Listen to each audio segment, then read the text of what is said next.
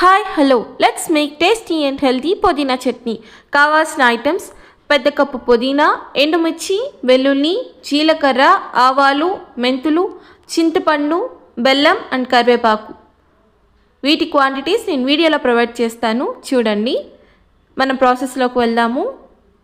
Stove on చేసి pot పెట్టి 2 to 3 spoons of oil వేసుకుని, ఆయిల్ మంచిగా హీట్ అయిన తర్వాత ఎండుమిర్చి, ఆవాలు అండ్ మెంతులు, వీటితో పాటు కరివేపాకు కూడా వేసుకుని వీటిని మంచిగా ఫ్రై అవ్వనివ్వాలి.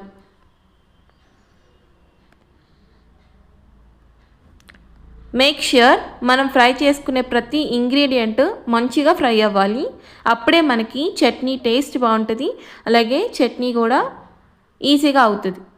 నెక్స్ట్ అవి ఫ్రై అయ్యాక వాటిని ప్లేట్లోకి తీసుకుని చల్లారనివ్వాలి. నెక్స్ట్ అదే సేమ్ పాట్లో పుదీనా కూడా యాడ్ చేసుకుని పుదీనాను కూడా మంచిగా ఫ్రై చేసుకోవాలి.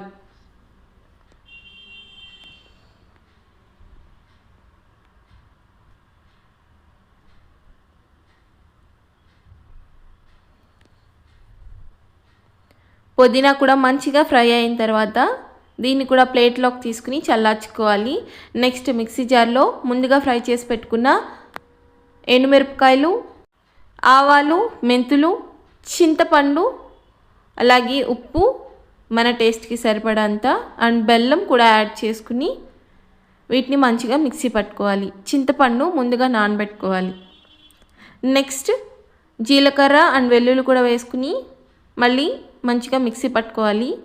ఫైనల్గా మనం ఫ్రై చేసి పెట్టుకున్న పుదీనా కూడా యాడ్ చేసుకుని మంచిగా చట్నీ రెడీ చేసుకోవాలి.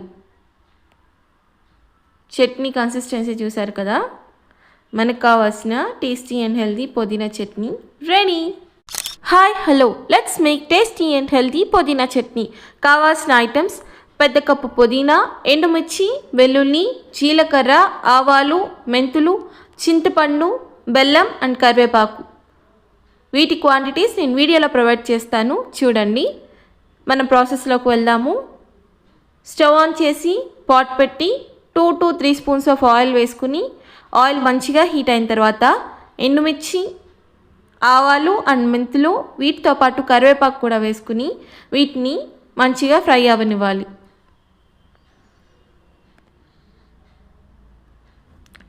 మేక్ ష్యూర్ మనం ఫ్రై చేసుకునే ప్రతి ఇంగ్రీడియంట్ మంచిగా ఫ్రై అవ్వాలి. అప్పుడే మనకి చట్నీ టేస్ట్ బాగుంటుంది, అలాగే చట్నీ కూడా ఈజీగా అవుతుంది. నెక్స్ట్ అవి ఫ్రై అయ్యాక వాటిని ప్లేట్లోకి తీసుకుని చల్లారనివ్వాలి. నెక్స్ట్ అదే సేమ్ పాట్లో పుదీనా కూడా యాడ్ చేసుకుని